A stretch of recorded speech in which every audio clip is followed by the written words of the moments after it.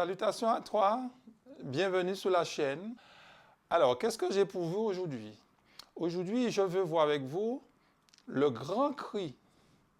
Le grand cri. Alors, ceux qui sont affiliés à cette chaîne savent que nous mettons l'accent beaucoup sur le grand cri, car le mouvement du troisième ange, son but est de faire quoi? C'est d'éclairer la terre de sa gloire. Donc nous avons un merveilleux message, le message de l'Évangile, et nous allons voir cela, nous allons illustrer ça dans une prophétie qui se trouve dans Ésaïe, le chapitre 55. Donc, papier, crayon, et prenez note, et n'hésitez pas à réécouter, parce que ce sont des études, comme je dis souvent, assez profondes. Alors, vous tous qui avez soif, venez aux eaux, même celui qui n'a pas d'argent. Venez acheter et manger. Venez acheter du vin et du lait, sans argent, sans rien payer. Ésaïe, nous sommes 7e, 8e siècle. Ésaïe a commencé son ministère assez jeune, très jeune même. Il a connu énormément de rois. Il a connu Osias, Jotham, Akaz, Ézéchias. Et c'est un prophète que l'on respecte. On dit très souvent, c'est le prophète de l'Évangile. Alors, que nous dit le texte? Vous tous qui avez soif. Donc, c'est un verset qui s'adresse à tout le monde. Dans d'autres traductions, vous allez trouver la version Darby. Oh, quiconque a soif. Oh, dans d'autres traductions, nous avons la version Martin, par exemple, qui dit oh là. Donc, c'est pour nous montrer que c'est quelqu'un qui s'adresse, qui crie même, qui s'adresse à beaucoup de personnes, des personnes de près comme des personnes de loin. Donc, c'est un cri qui est adressé à tout le monde. Oh, hé, quelle que soit la personne. Donc, Dieu s'adresse à chacun d'entre nous. Vous tous qui avez soif, qu'est-ce qu'il faut faire? Venez aux eaux, même à celui qui n'a pas d'argent. Donc, quand on prend ce texte, on se dit c'est dans l'Ancien Testament.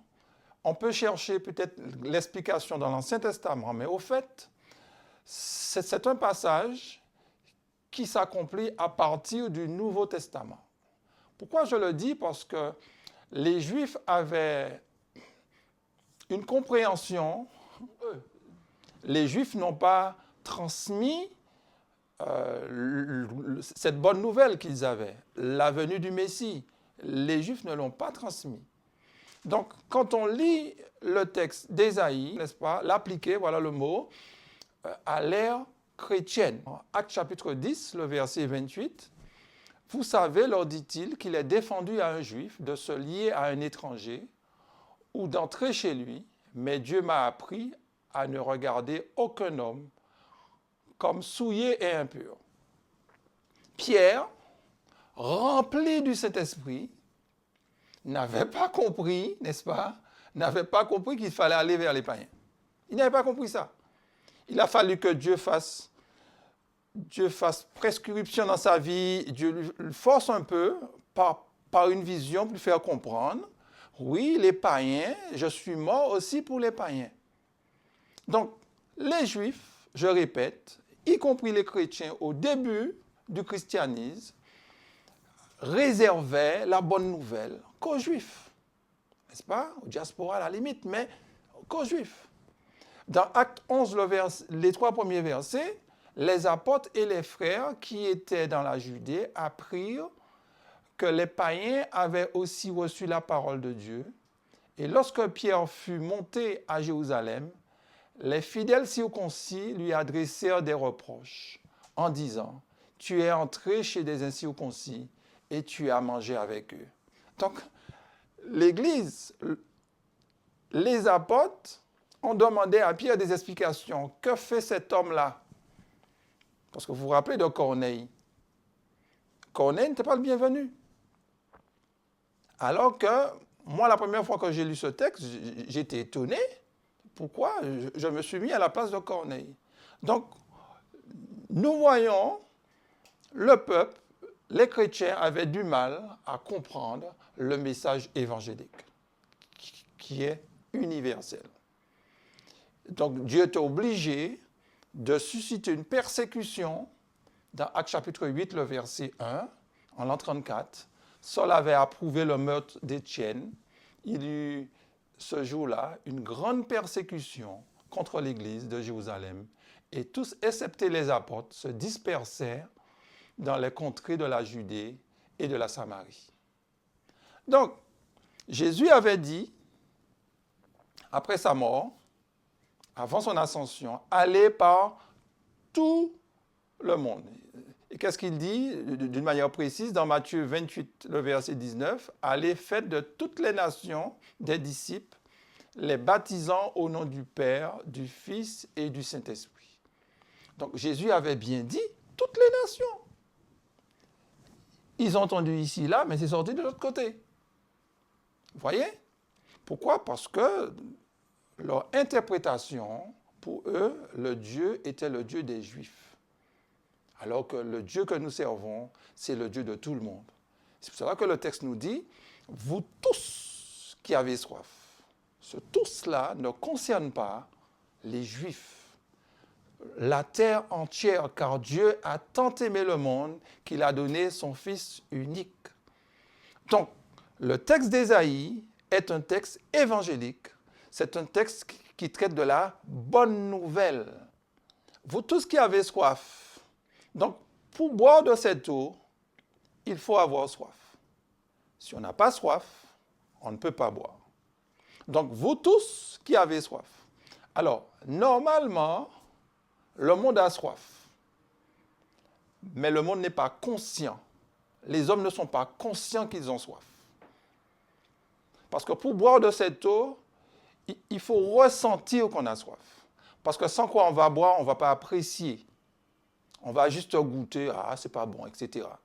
Mais Dieu s'adresse vraiment à des personnes qui veulent vraiment le pardon de leurs péchés, qui ne sont pas bien avec leur nature, qui ont la culpabilité, qui ont besoin aussi d'une transformation dans leur vie, qui ne sont pas satisfaits de la vie qu'ils mènent.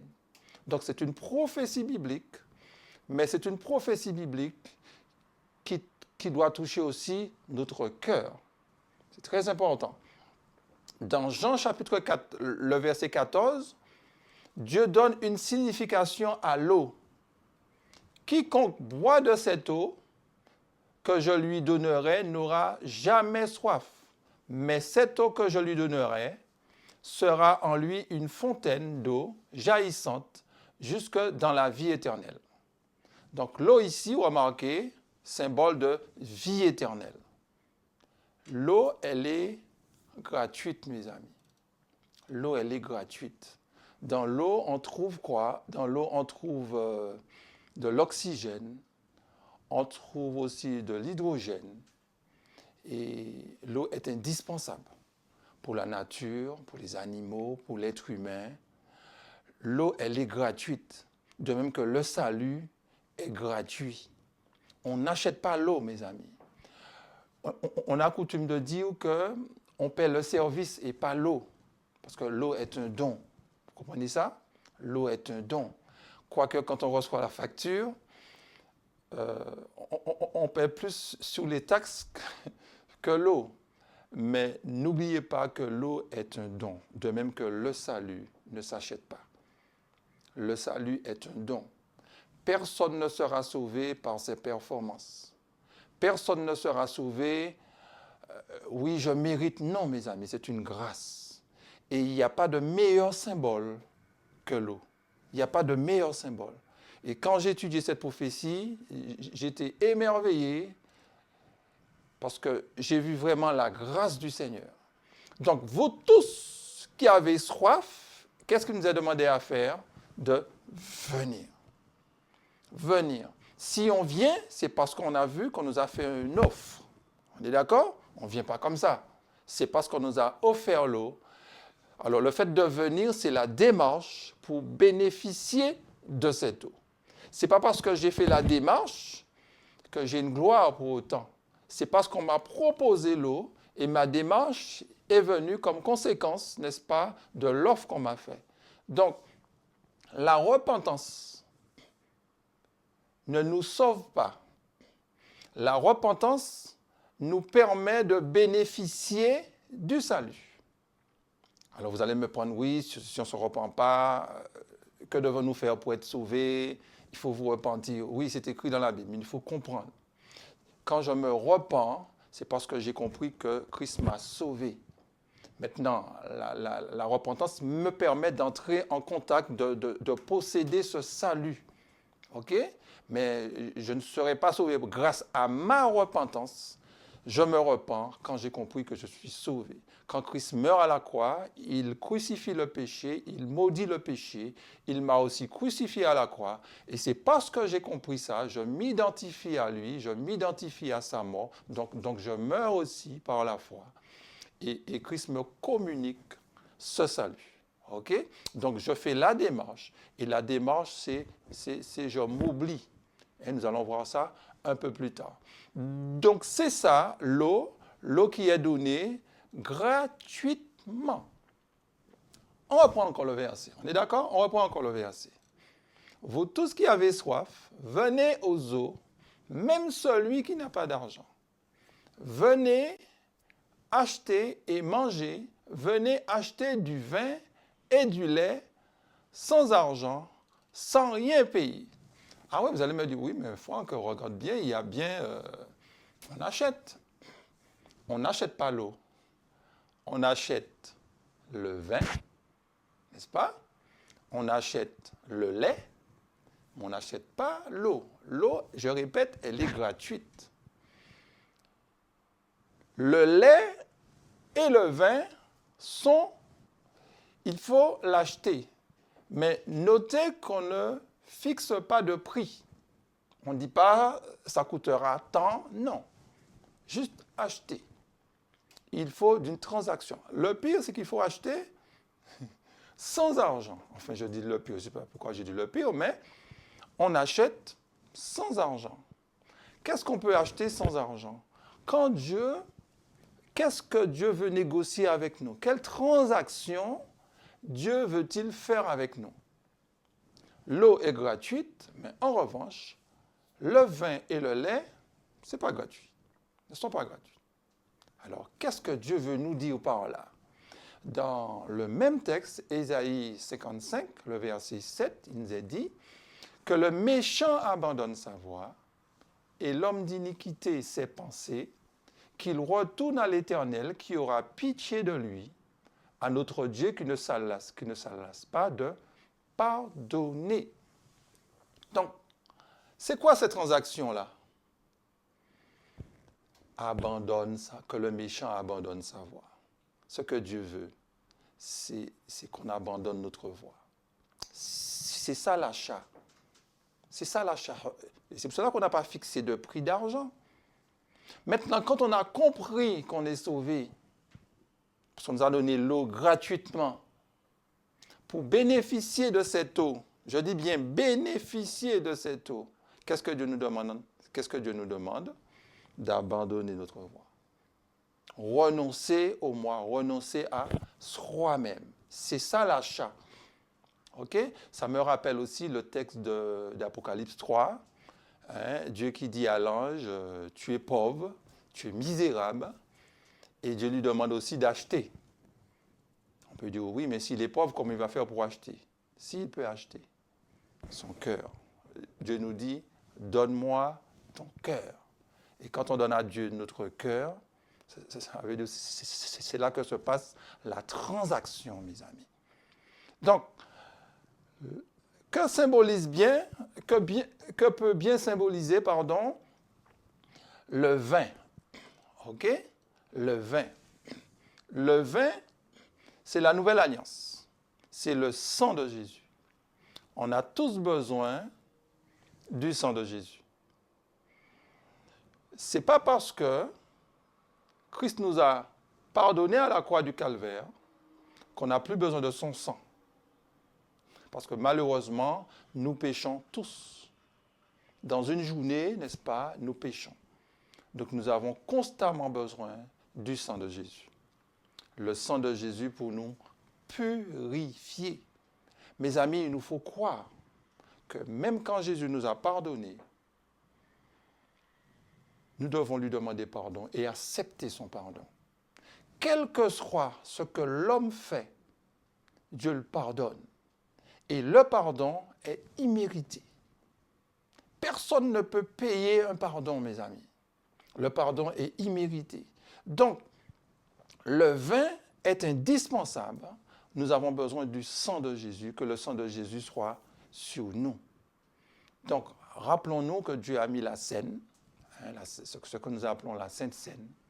Nous buvons, quand nous prenons le vin, nous reconnaissons que Jésus est mort pour nous. Nous acceptons, n'est-ce pas, le sang de Jésus dans notre vie. Ne l'oublions pas. Dans le vin, on trouve beaucoup de fer. Le fer permet à transporter l'oxygène, n'est-ce pas? Rappelons-nous ça, dans l'organisme. Mais nous avons aussi besoin du lait. Que peut bien symboliser le lait, mes amis? Le lait, on dit le lait, c'est pour les enfants. Mais moi qui suis adulte, de temps en temps, je bois aussi du lait. Donc le lait doit être acheté. Que peut bien symboliser le lait? Oui, vous avez compris, puisque nous sommes des croyants.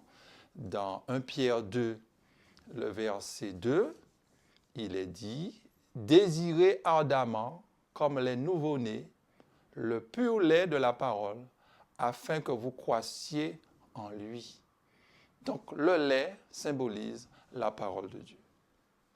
Donc le chrétien, c'est vrai, a accepté Jésus comme son sauveur personnel. Mais pour qu'il puisse rester sauvé, il a besoin du sang de Jésus constamment sur lui.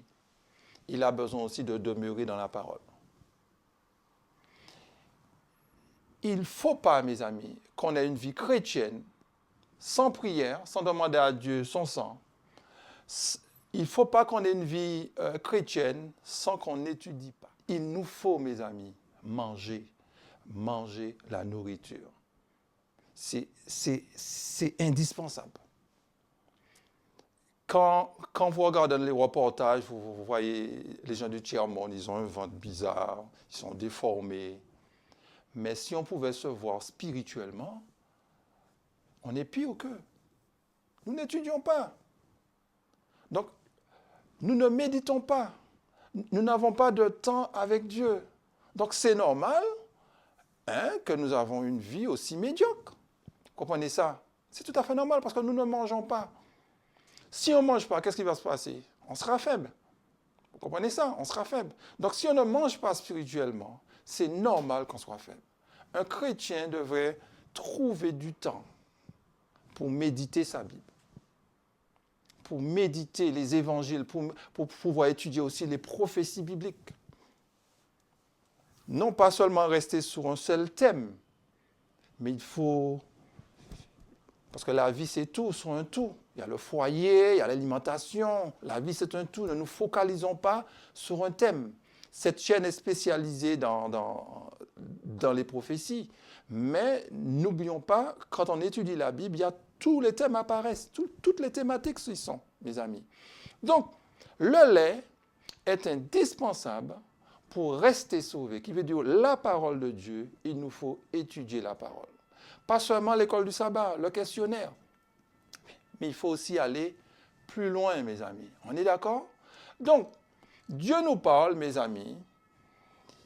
Dieu ne veut pas dissocier du salut le lait et le vin. Les trois vont ensemble. Mais ce qui sauve, c'est l'eau, parce que l'eau, elle est gratuite. Maintenant, pour bénéficier de cette eau, il nous faut maintenant nous abandonner entre les mains du Seigneur. Et c'est là que se fait cette transaction. Et pour rester sauvés, nous avons besoin de rester dans la parole du Seigneur. OK? Alors, nous allons basculer au verset 2, parce que nous sommes qu'au verset 1. Au verset 2, il y a deux questions qui sont posées. Pourquoi pesez-vous de l'argent pour ceux qui ne nourrissent pas?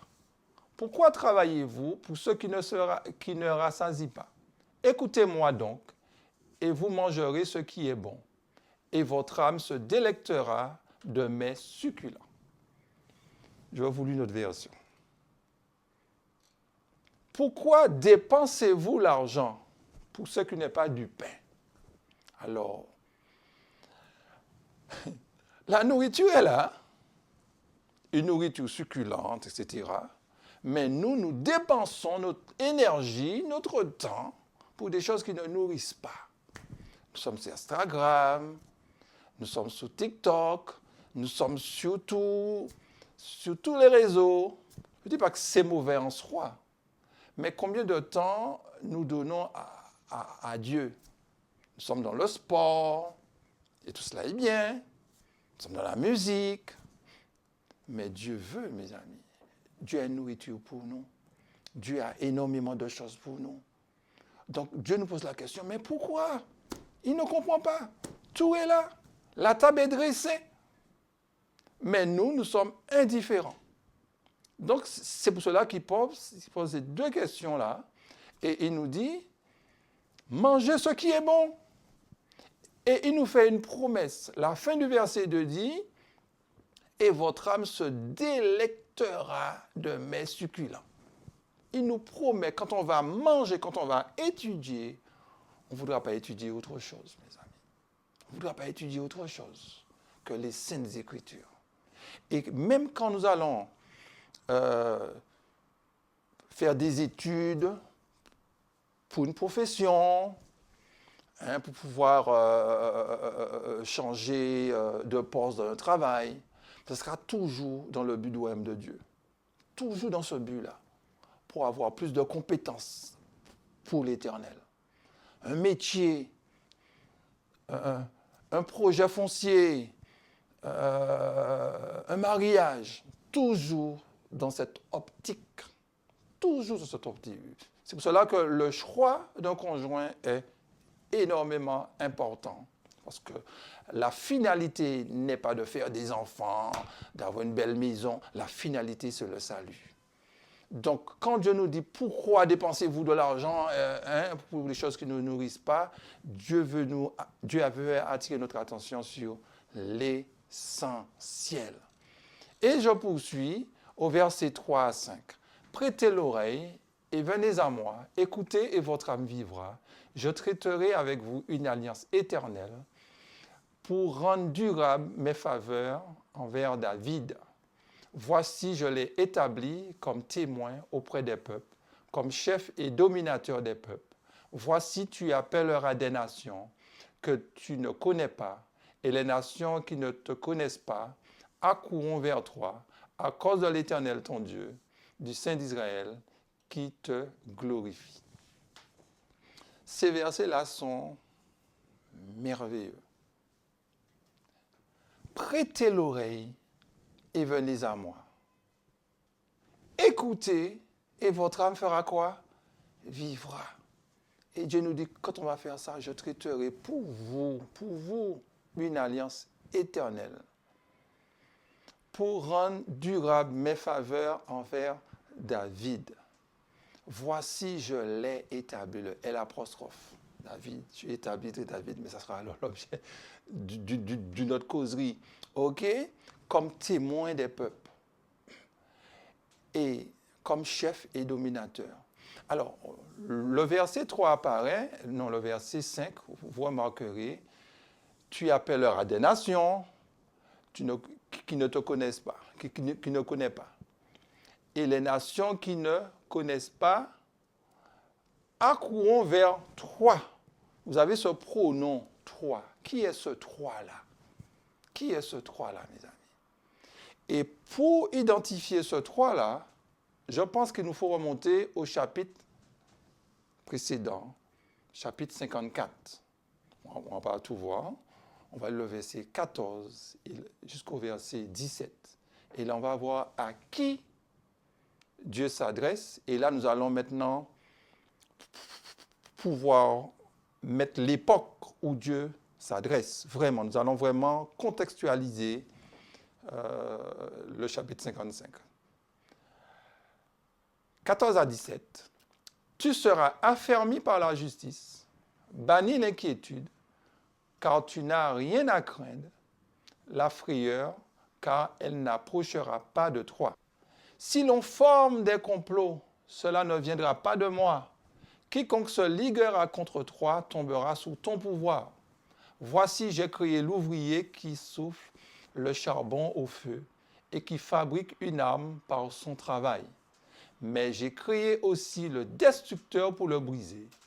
Toute arme forgée contre toi sera sans effet, et toute langue qui s'élèvera en justice contre toi, tu la condamneras.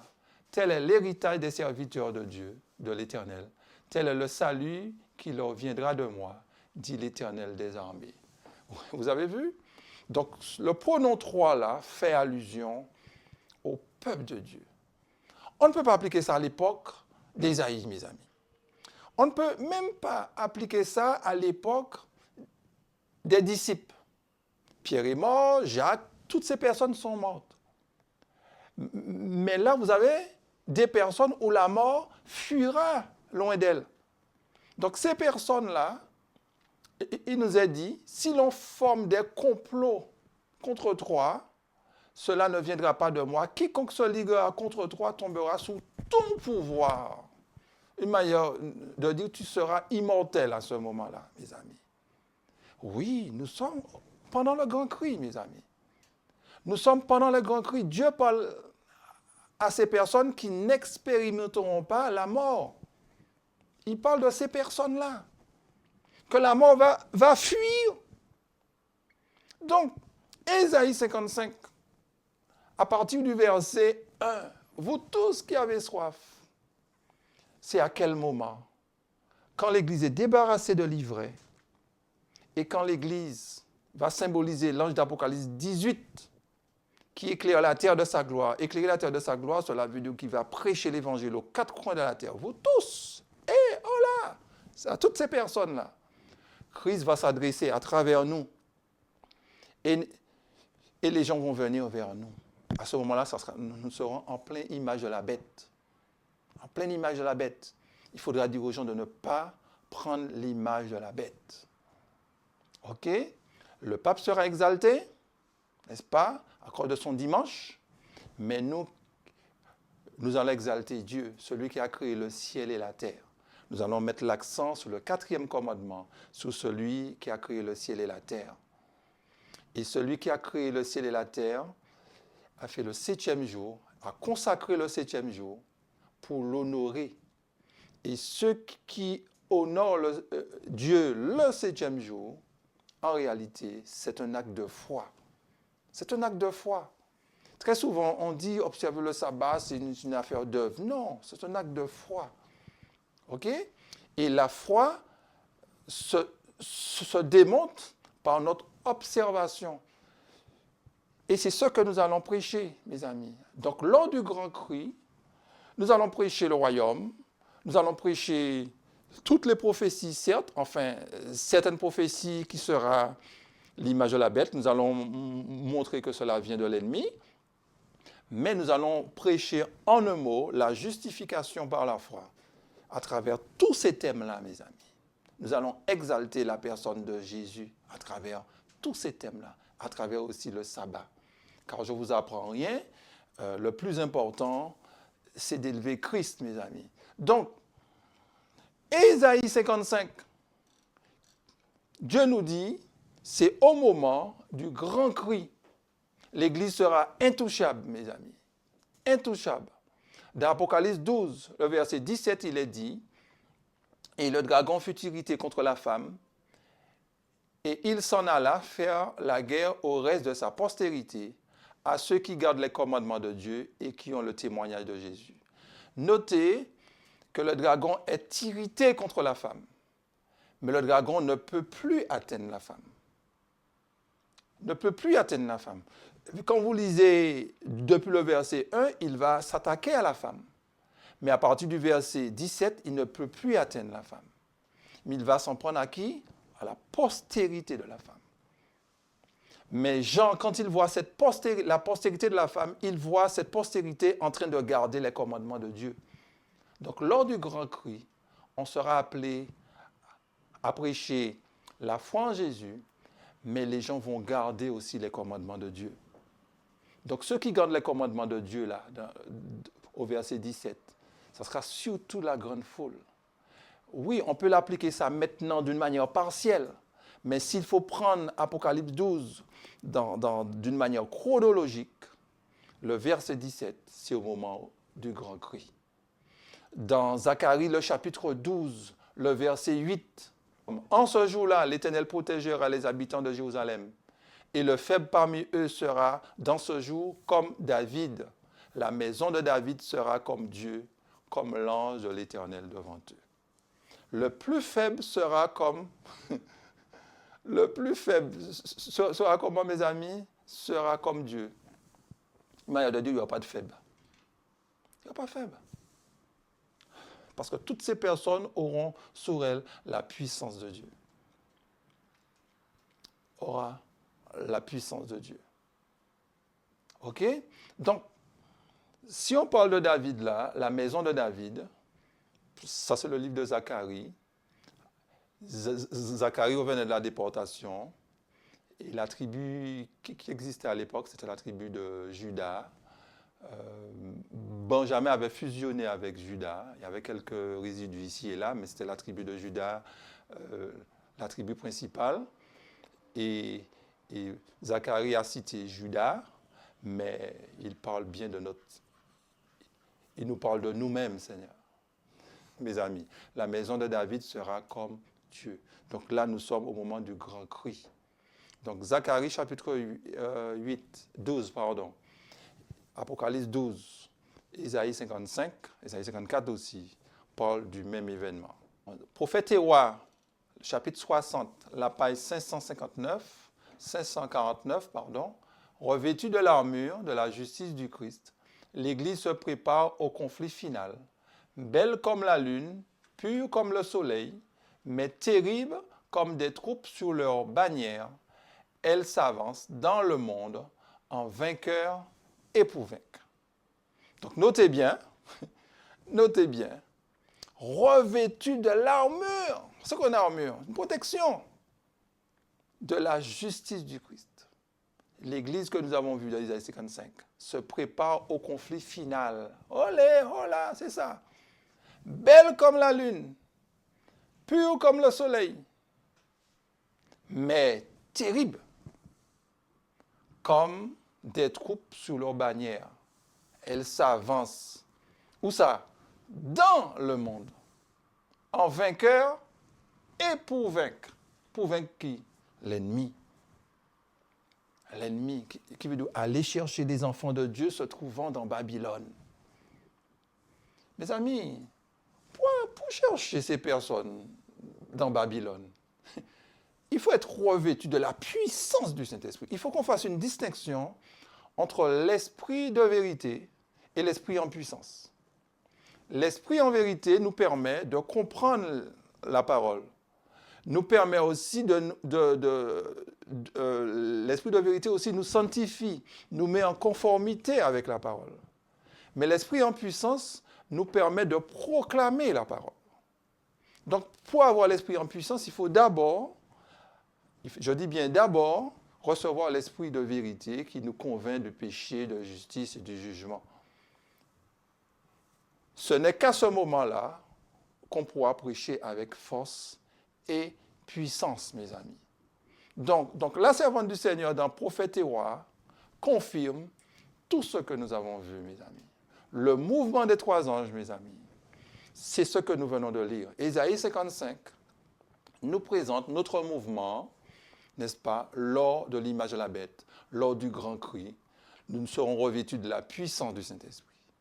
Oui, Jésus reviendra. On fait des séminaires sur le retour de Jésus, mais comme je dis très souvent, avant le retour de Jésus, il faut le grand cri. Il faut du grand cri. On ne peut pas sortir de cette interprétation Parce que le message des 3 anges vole au milieu du ciel et a un évangile éternel pour l'annoncer à tous les habitants de la terre. Et tous les habitants de la terre n'ont pas encore reçu l'évangile. Et quand je parle de recevoir l'évangile, je ne parle pas de l'évangile que les gens prêchent, l'évangile de Babylone. Je parle de l'évangile de Nazareth, l'évangile de Jésus-Christ, l'évangile que Paul a prêché, etc., etc. C'est cet évangile-là, mes amis, qui sera prêché. Donc, le verset 3 à 5, « Prêtez l'oreille et venez à moi, écoutez et votre âme vivra, je traiterai avec vous une alliance éternelle pour rendre durable mes faveurs envers David. Voici, je l'ai établi comme témoin auprès des peuples, comme chef et dominateur des peuples. » Donc, mes amis, ce peuple va dominer. Ce peuple-là n'aura pas peur. Ce peuple n'aura pas peur, mes amis. Donc, il ne s'agit pas de montrer ses muscles, mes amis, ce n'est pas ça. Mais c'est simplement, la bonne nouvelle sera connue, mes amis. Les ténèbres vont trembler, mes amis. Le royaume des ténèbres va trembler. Le royaume des ténèbres va trembler, c'est parce que la lumière pourra pénétrer partout. Et chaque personne pourra se décider. Là, maintenant, c'est difficile de prêcher l'évangile, mes amis. C'est très difficile. C'est très difficile. Alors que ça paraît facile, on a tous les moyens, mais ce n'est pas évident. On entend l'évangile, mais on ne ressent pas vraiment la soif. On ne ressent pas encore la soif, mes amis. Mais rassurez-vous, mes amis, Dieu nous dit, Dieu a prophétisé que le temps viendra où la parole sera prêchée avec force et puissance. Cherchez l'Éternel pendant qu'il se trouve, invoquez-le tandis qu'il est prêt, que le méchant abandonne sa voie, l'homme d'iniquité ses pensées, qu'il retourne à l'Éternel qui aura pitié de lui, à notre Dieu qui ne se laisse pas de pardonner. Car mes pensées ne sont pas vos pensées et vos voix ne sont pas mes voix, dit l'Éternel. Donc là, nous sommes toujours au moment du grand cri. C'est vrai, on peut l'appliquer maintenant. Mais si on prend le texte dans son contexte, ces versets prendront vraiment de l'importance d'une manière claire lors du grand cri. Que les méchants abandonnent leur voie. Ça sera clairement dit, mes amis. Clairement dit. Donc, dans la grande foule, cette grande foule de personnes, il y aura des prostituées, il y aura des gars des affaires, il y aura toutes ces personnes-là qui vont se repentir, mes amis. Toutes les personnes qui dénigrent Dieu, des grands criminels, ces gens-là vont se donner à l'évangile, mes amis. Vont se donner à l'évangile. Comme à l'époque de Jésus, quand Jésus marchait dans la rue, il était entouré des gens de mauvaise vie.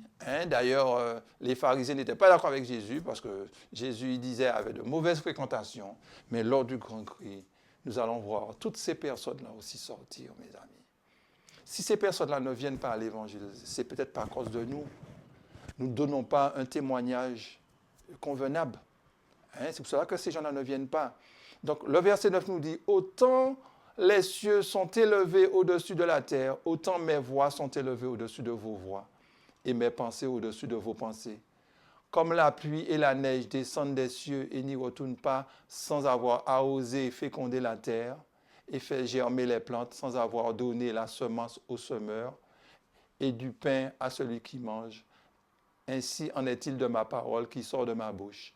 Elle ne retourne pas à moi sans effet, sans avoir exécuté ma volonté et accompli mes desseins. » Donc Dieu est en train de nous dire, ce que nous sommes en train de lire là n'est pas conditionnel.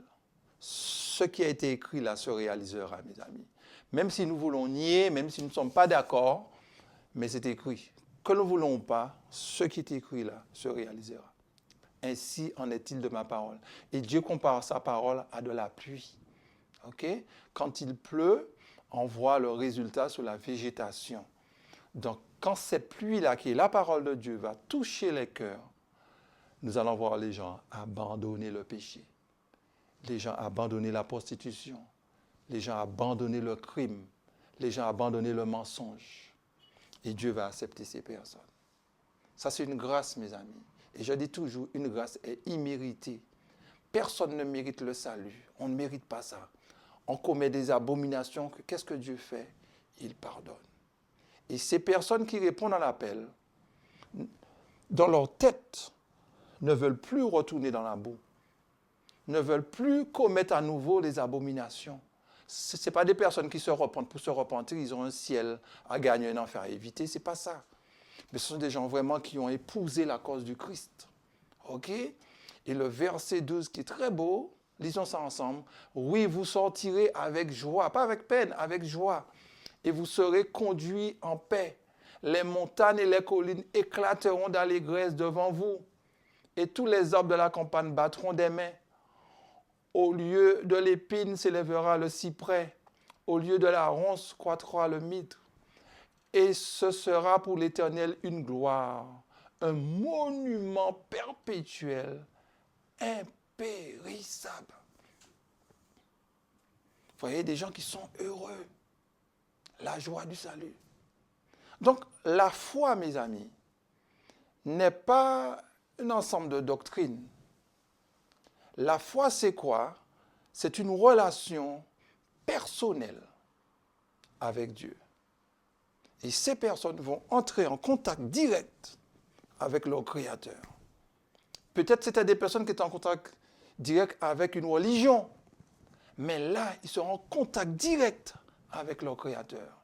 Donc le cœur va vibrer, mes amis. Le cœur va vibrer. Ça, c'est important. Savez-vous que nous avons lu Ésaïe, Zacharie, Joël? Ces gens-là ont vu la fin du temps de grâce. C'est ce que Jean nous dit dans Apocalypse 10, le verset 7.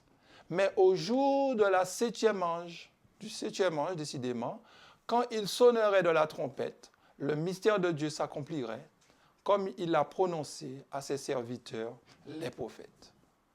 Le mystère de Dieu va s'accomplir à quel moment? À la fin de la septième trompette. Le mystère de Dieu dont a parlé les serviteurs de Dieu. Et quand Jean parle des serviteurs de Dieu, les serviteurs, les prophètes, il parle de l'Ancien Testament, parce qu'à l'époque de Jean, il n'y a pas encore le Nouveau Testament. Donc il parlait de Joël, il parlait de Zacharie, il parlait d'Ésaïe, etc., etc. Il parlait de ces personnes. Donc l'Ancien Testament, dans l'Ancien Testament, on trouve la majorité même des prophéties se trouve dans l'Ancien Testament. Ça, c'est très important, la majorité des prophéties. Et quand on parle le mystère de Dieu, c'est d'elle que j'ai été fait ministre selon la charge que Dieu m'a donnée auprès de vous, afin que j'annonçasse pleinement la parole de Dieu. J'ai oublié de vous donner le chapitre, Colossiens 1, versets 25 à 27. Je lis le verset 16 maintenant et 26 maintenant. Le mystère caché de tout temps et de tous les âges, mais révélé maintenant à ses saints, à qui Dieu a voulu faire connaître quelle est la glorieuse richesse de ce mystère parmi les païens, savoir Christ en vous, l'espérance de la gloire. Donc le mystère de Dieu, c'est Christ en nous, mes amis. Mais pour nous, ce n'est pas un mystère. C'est un mystère pour les gens du monde qui n'ont pas encore rencontré Jésus. Mais nous savons que Christ n'est pas un mystère pour nous. Donc, les prophètes ont vu cela, ont vu Christ dans le cœur des enfants de Dieu. Ils l'ont vu, mes amis. Donc, que Dieu nous aide. C'est parce qu'à un moment donné, avant que Jésus ne revienne, la terre fera aussi une autre expérience. Nous avons vu, au moment de l'image de la bête, nouvel ordre mondial, il y aura le grand cri, mais après le grand cri, regardez qu'est-ce qui va se passer dans Amos 8, le verset 11 à 12. « Voici les jours viennent, dit le Seigneur l'Éternel, où j'enverrai la famine dans le pays, non pas la disette du pain et la soif de l'eau, mais la faim et la soif d'entendre les paroles de l'Éternel. Ils seront alors errants d'une mer à l'autre, du septentrion à l'orient. Ils iront çà et là pour chercher la parole de l'Éternel, et ils ne la trouveront pas. » Alors là, Amos voit un pays, mais en réalité, c'est dans le monde. Ça sera après le temps de grâce. Les gens vont chercher la parole de Dieu. Ils ne vont pas le trouver. Mais à quel moment ils vont chercher la parole de Dieu? C'est quand les fléaux vont frapper sur eux. C'est quand les fléaux vont frapper. À ce moment-là, ils voudront, mais en réalité, ce n'est pas Dieu. C'est les conséquences qu'ils ont peur. Ils souffrent. Parce qu'en amont, il leur sera dit de sortir de Babylone pour ne pas avoir part au fléau. Mais puisqu'ils sont restés, là, ils n'ont pas au fléau. Voyant que les fléaux arrivent, tombent sur eux, ils voudront, mais ça sera trop tard. C'est comme à l'époque de Noé. Qu'est-ce qui s'est passé du temps de Noé? Noé restait plus d'un siècle à dire d'entrer dans l'arche. Ils ne sont pas entrés. Mais quand la pluie s'est mise à tomber, qu'est-ce qui s'est passé? Ils ont dit, Noé, ouvre-nous, ouvre-nous, ouvre-nous. Mais c'était trop tard. Donc, le grand cri, au fait, a commencé depuis la croix, depuis que le salut est là, depuis que Jésus a payé le prix. Certains vont me dire que depuis le jardin d'Éden, mais depuis la croix, et qui s'amplifie, qui s'amplifie, qui s'amplifie et qui s'amplifie. Satan fait tout pour empêcher à ce cri de s'entendre. Il fait tout. Il ferme la bouche de tous ceux qui parlent. Il va créer des difficultés à tous ses serviteurs. Mais sachez une chose, c'est écrit, il y aura un grand cri. Et ce cri-là sera donné par le message des trois anges, par l'Église du Seigneur. Que nous ne voulons ou pas, c'est écrit. C'est une prophétie. Et en créole, on dit « sous ces javel ou attirei ». OK? Parce que c'est écrit, mes amis. Et pour terminer, on reprend ce merveilleux verset, Ésaïe 55, le verset 1. Vous tous qui avez soif, venez aux eaux, même celui qui n'a pas d'argent. Donc, je répète, tous ceux qui ont soif vont boire. Pour accepter Jésus, il faut se voir pécheur. Si on ne se voit pas pécheur, on n'a pas besoin de sauveur. Donc, il faut qu'on soit conscient, mes amis, même si que nous avons des qualités, et même si les gens louent nos talents, même si on est bien vu, mais si nous n'avons pas celui qui est mort à la croix du calvaire, mes amis, nous sommes les êtres les plus misérables du monde. Donc, il faut ressentir notre soif. Il faut avoir un dégoût de soi-même. Et à ce moment-là, Jésus nous donnera cette eau. Et cette eau-là, c'est lui-même. C'est lui-même. C'est la vie qu'il nous donne. Il faut que ce transfert-là se fasse, mes amis. De la croix, de ce qui s'est passé il y a cela 2000 ans à aujourd'hui. Aujourd'hui, si tu entends ma voix, alors là, j'ai appliqué ça au moment du grand cri. Mais moi, je vous dis qu'aujourd'hui, si vous entendez ma voix, acceptez la voix. Mais à un moment donné, toute la terre sera au courant de cela. Donc, que Dieu nous aide, que Dieu nous bénisse.